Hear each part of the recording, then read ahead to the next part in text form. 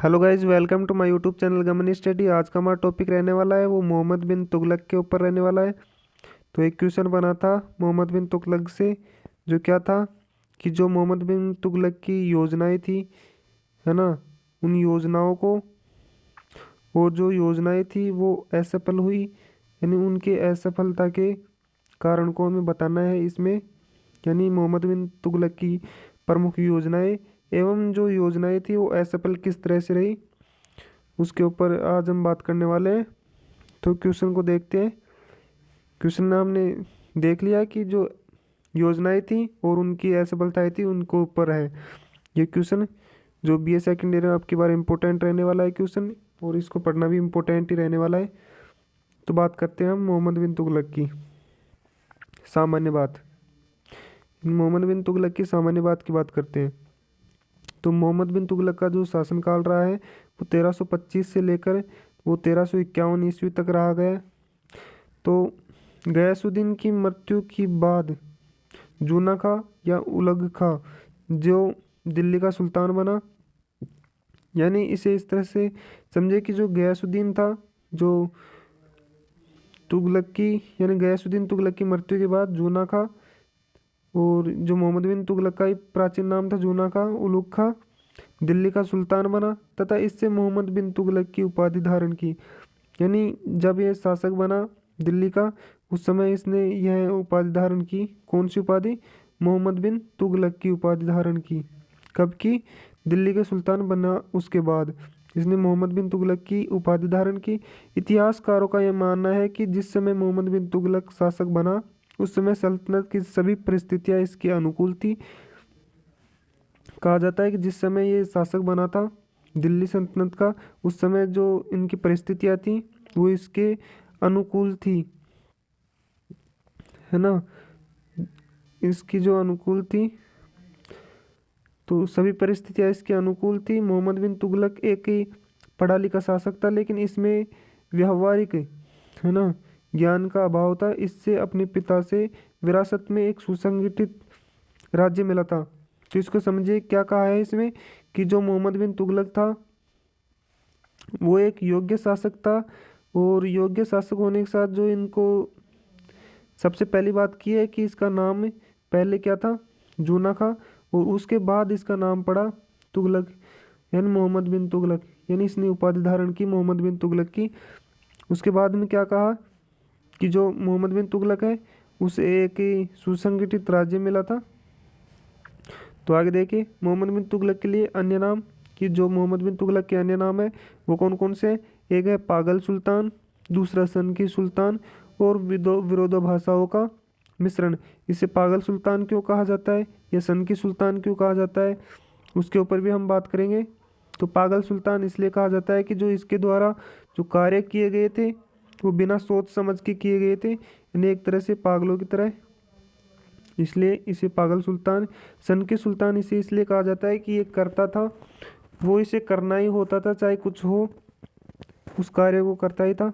तो हम आगे देखते हैं मोहम्मद बिन तुगलक के द्वारा किए गए प्रमुख सुधार एवं नवीन परिवर्तन, यानी इनकी जो योजनाएं थी, नवीन परिवर्तन थे, उनको देखते हैं हम। तो सबसे पहले है इनकी गृह नीतियाँ। दो भागों में बांटकर अध्ययन किया जाता है, एक गृह नीति और एक विदेश नीति। गृह नीति जिसे सुधार भी कहा जाता है इनकी योजनाओं में, या नवीन परिवर्तन कह दीजिए, या इसकी मुख्य योजनाएं कह दीजिए, ये कॉमन है। तो अब हम बात करते हैं इसकी गृह नीति के बारे में। तो मोहम्मद बिन तुगलक अत्यधिक परिश्रमी तथा पढ़ा लिखा शासक था। कि जो मोहम्मद बिन तुगलक था वो अच्छा परिश्रमी यानी मेहनती और एक पढ़ा लिखा शासक था। इसने अपने शासनकाल में अनेक नवीन प्रयोग किए। मोहम्मद बिन तुगलक के द्वारा जिस गृह नीति को अपनाया गया उसे निम्न बिंदुओं के माध्यम से समझा जा सकता है ना। तो इन गृह नीति में क्या क्या इसने चीज़ें अपनाई? तो सबसे पहले इसने एक ही दोआब क्षेत्र में करवर्दी बढ़ाई, यानी यही योजना थी इसकी सबसे पहले, जो असफल रहती है। तो सबसे पहले बात करते हैं कि दोआब में करवर्दी के कारण क्या थे। तो इतिहासकारों ने मोहम्मद बिन तुगलक की अनेक योजनाओं का वर्णन किया है। उनमें से एक योजना दोआब में करवर्दी की भी थी, जिसकी कटु आलोचना की गई है।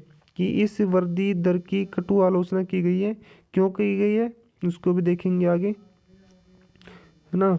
तो मोहम्मद बिन तुगलक के द्वारा दोआब क्षेत्र में कर वृद्धि के अनेक कारण बताए गए हैं। जैसे पहला कारण देखिए कि दोआब क्षेत्र के जो उपदंडी लोग थे उनको दंडित करने के लिए, दूसरा रिक्त राजकोष को भरने के लिए, और तीसरा है सैन्य शक्ति को बढ़ाने के लिए या अतिरिक्त सामंतों को बढ़ाना। दोबारा समझिए इसमें क्या कहा गया है कि जो मोहम्मद बिन तुगलक के द्वारा इस दोआब क्षेत्र में कर वृद्धि की गई थी, उसका पहला कारण जो दोआब क्षेत्र में लोग उपदंडी रह गए थे, उन उन लोगों को दंडित करने के लिए इसने कर वृद्धि की। दूसरा रिक्त राजकोष यानी अपने राजकोष को भरने के लिए, और तीसरा इसने सैन्य शक्ति को बढ़ाने के लिए, यानी सैन्य शक्ति को बढ़ाने के लिए अधिक धन की आवश्यकता होती थी, तो उसलिए इसने कर वृद्धि को बढ़ाया। तो आगे देखें, दोआब में जो कर वृद्धि की गई वह कितनी थी, यह तो स्पष्ट नहीं है, लेकिन जिन परिस्थितियों में यहाँ पर जो कर वृद्धि की गई वे परिस्थितियाँ अनुकूल नहीं थी, क्योंकि संयोग से उस समय वर्षा कम हुई और दोआब क्षेत्र अकाल की चपेट में आ गया, जिसके कारण लोगों ने बड़े हुए करों का विरोध किया। देखिए जो इसके द्वारा ये कर वृद्धि की गई थी दोआब में, यह इसके द्वारा असफल होती है, जिसका कारण क्या था। पहला कारण था कि जो दोआब क्षेत्र में अकाल पड़ चुका था, और अकाल पड़ने के कारण जो दोआब क्षेत्र के लोग थे उनके द्वारा ये कर नहीं दिया जा रहा था, और जो कर वृद्धि थी वो कितनी थी, यानी जितना कर लगाया गया था उसके ऊपर अनुमान नहीं लगा जाता, क्योंकि अलग अलग इतिहासकारों ने इसके लिए अलग अलग मत कहे हैं। तो इस तरह से ये बात हो गई। आगे दूसरी योजना कौन सी थी, वो थी राजधानी परिवर्तन की। और राजधानी परिवर्तन में किसने कारण क्या थे और इसकी असफलता किस तरह से हुई, उसके बारे में भी देखेंगे हम। तो सबसे पहले राजधानी परिवर्तन। मोहम्मद बिन तुगलक के द्वारा अपने शासनकाल में जो योजनाएं लागू की गई उनमें से दूसरी मुख्य योजना राजधानी परिवर्तन की थी। इसने दिल्ली के स्थान पर दौलताबाद या देवगिरी को अपना राजधानी बनाने का असफल प्रयोग किया। इसमें कहा गया है कि ये जो मोहम्मद बिन तुगलक है वो दिल्ली से दौलताबाद को राजधानी बनाना चाहता था, लेकिन इसने बना तो ली, लेकिन वहाँ पे ये असफल हुआ।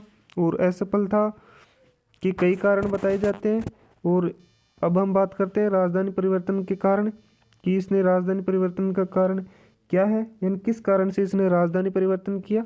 उसमें पहला कारण है मोहम्मद बिन तुगलक के द्वारा राजधानी परिवर्तन के लिए अनेक कारण बताए, जिसमें पहला कारण है दौलताबाद का भौगोलिक एवं सामयिक महत्व। दौलताबाद यानी देवगिरी का एक सामान्य महत्व होने के कारण, यानी सामयिक महत्व होने के कारण, क्योंकि यह भारत के मध्य में पड़ती थी, जिससे दक्षिणी भारत और उत्तरी भारत दोनों पर नज़र रखी जा सकती थी। इसलिए जो मोहम्मद बिन तुगलक था वो इसको राजधानी बनाना चाहता था। दूसरा जो सुल्तान का दिल्ली के लोगों के प्रति प्रसन्न न होना। कहा जाता है कि जो दिल्ली के लोग थे वो रात के समय जब सभा होती थी उस समय पत्थर या इनको डिस्टर्ब किया करते थे, जिस कारण से दिल्ली के लोगों से परेशान हो चुके थे। तो ये उनसे परेशान होने के कारण इसको बदलना चाहते थे। तीसरा था मंगोल आक्रमणों के कारण जो पंजाब का महत्व था वो घट चुका था, यानी जो भारत का इस साइड का इलाका था, इन जो पंजाब वाला क्षेत्र, वो मंगोलों के आक्रमण के कारण इसका जो महत्व था वो कम हो चुका था। और इस महत्व को कम होने के कारण दिल्ली में इसे कम लाभ हो रहा था, जिस कारण से इसे हानि हो रही थी, इसलिए भी इसने आक्रमण। लेकिन यह गलत माना जाता है, क्योंकि अगर शासक ही डरपोक होता या मंगोलों से डरकर ये यहाँ से चला जाता, ये तो संभव नहीं हो सकता। लेकिन चलो वो इतिहासकारों की बात है। तो आगे देखते हैं, मोहम्मद बिन तुगलक की राजधानी परिवर्तन की योजना थी वो असफल रही।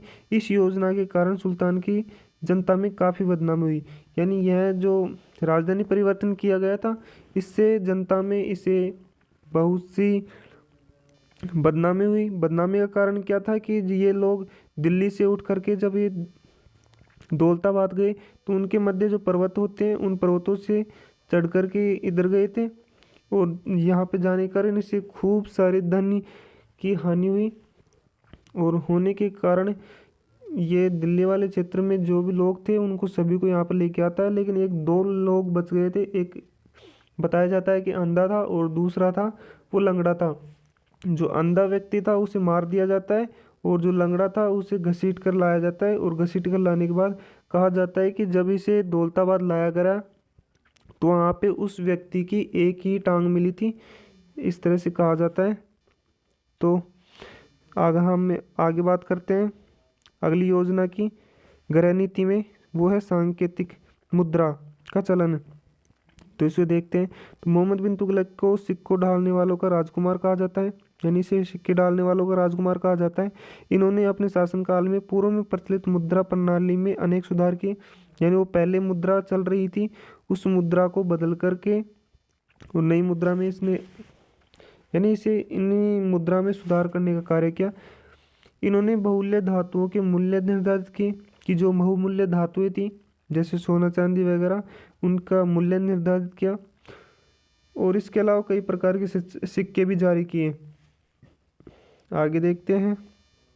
मुद्रा प्रणाली में इनका नया प्रयोग सांकेतिक मुद्रा चलाना था।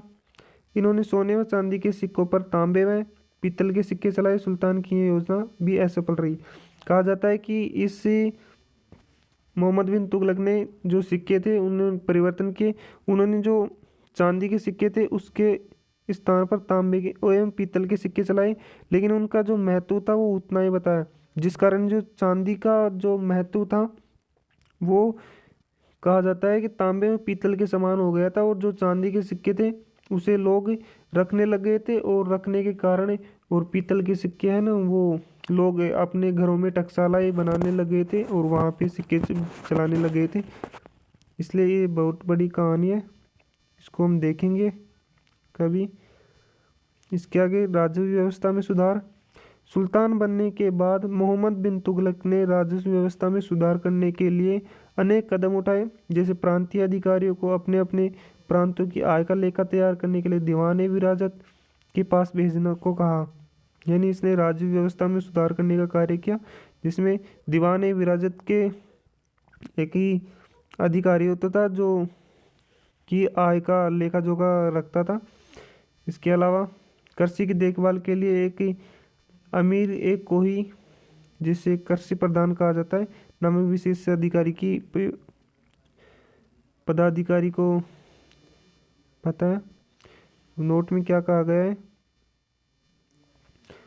तो अमीर एक कोही किसे कहा जाता है, तो कृषि की जो देखरेख करता था उसे अमीर एक कोही कहा जाता है। और दीवाने विराजत किसे कहा गया है, तो राज्य की आय का व्यय लेखा जोखा रखता था, यानी राज्य की आय व्यय का लेखा जोखा रखता था, उसे दीवाने विराजत कहा गया है। इस तरह से तो लगान वसूली के कार्यों को ठेके पर देने लग गया। लेकिन इसमें क्या कहा गया है कि जो लगान वसूली की जाती थी उसे ठेके पर लिया जाने लगा। ठेके पर लिए जाने के कारण जो जनता थी उससे जो ठेकेदार थे वो अपने हिसाब से ही पैसे लिए करते थे, यानी अपने हिसाब से ही उनसे कर लिया करते थे, जिस कारण से जनता को बहुत सारे नुकसान उठाने पड़े। और यह भी है ना वो असफल ही रहा। आगे बात करते हैं विदेश नीति की, कि मोहम्मद बिन तुगलक की विदेश नीति क्या है।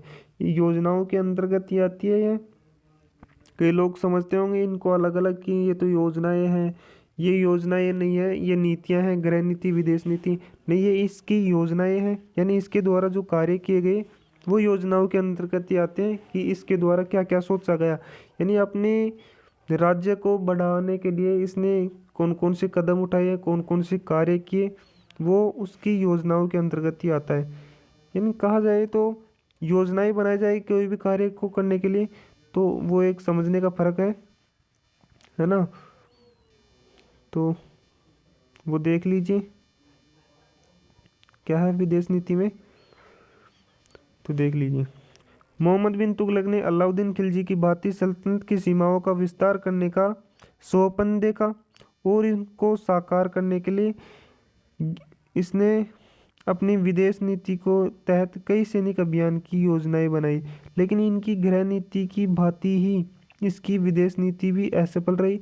मोहम्मद बिन तुगलक की विदेश नीति को निम्न बिंदुओं के माध्यम से समझा जा सकता है। इसमें कहा गया है कि जो जिस तरह से गृह नीति के असफल रही उसी तरह से विदेश नीति भी रही।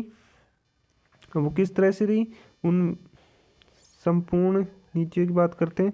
तो सबसे पहले खुरासान विजय की योजना। तो खुरासान विजय की योजना किस तरह से बनाई इसने? तो मोहम्मद बिन तुगलक ने खुरासान पर विजय प्राप्त करने के लिए योजना बनाई और इस योजना के तहत 3,70,000 सैनिकों की एक नई सेना का गठन किया तथा इन सैनिकों को 1 वर्ष का अधिक वेतन भी दिया। इसमें कहा गया है कि जो खुरासान था उसको जीतने की इसने एक विजय बनाई, यानी इसने एक योजना बनाई और उसमें योजना बनाने के तहत इसने सैनिक मंगा लिए कितने 3,70,000 सैनिकों का इसने गठन किया और उसे अग्रिम 1 साल का अग्रिम वेतन भी दे दिया। आगे दूसरे ही वर्ष इस सेना का भंग कर दिया गया क्योंकि खुरासान की राजनीतिक स्थिति वो बदल चुकी थी। कहा जाता है कि जो खुरासान के अमीर हुआ करते थे वो उस राजा से परेशान होकर के ये मोहम्मद बिन तुगलक के पास आते हैं और इसे भड़काते हैं उसके आपस में युद्ध करने के लिए, और इसी बहकाव में आकर के यह सैनिक की टुकड़ियाँ तैयार करता है और जब तक यह तैयार होता है अगले वर्ष तक जो खुरासान की राजनीतिक स्थिति वो बदल चुकी थी, इसलिए वहाँ पे युद्ध करने के लायक नहीं रहा था, इसलिए यह असफल रहा। तो दूसरा है नगरकोट की विजय जो 1370 ईस्वी में मानी जाती है ना। तो देखते हैं मोहम्मद बिन तुगलक ने 1337 ईस्वी में एक विशाल सेना नगरकोट पर विजय प्राप्त करने के लिए भेजी। यहाँ के हिंदू राजा ने वीरतापूर्वक शत्रु सेना का मुकाबला किया लेकिन पराजित हो गया। अंत में नगरकोट के शासक ने सुल्तान की अधीनता स्वीकार कर ली और सुल्तान ने नगरकोट का राज्य वापस लौटा दिया। इस तरह से नगरकोट में इसे सफलता प्राप्त हुई और वहाँ पे इसे वार्षिक कर चुकाने के लिए बंद कर दिया। अगली है त्राजल सैनिक अभियान। तो 1337 से लेकर 38 ईस्वी के अंदर यह सैनिक अभियान किया गया। तो इसमें किस तरह से किया गया उसको देखते हैं।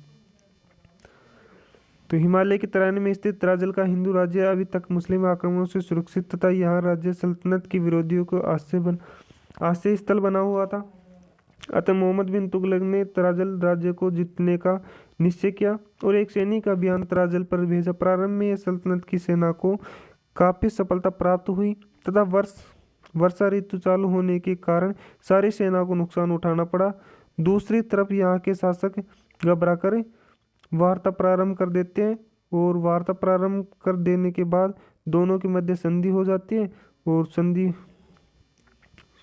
होने के सुल्तान ने युद्ध का हर्जाना वसूल किया और वापस से लौट गए। यानी इसे यहाँ पे सफलता तो प्राप्त हो गई थी लेकिन संधि करके यह यहाँ से अपना हर्जाना प्राप्त करके और आ जाता है वापस।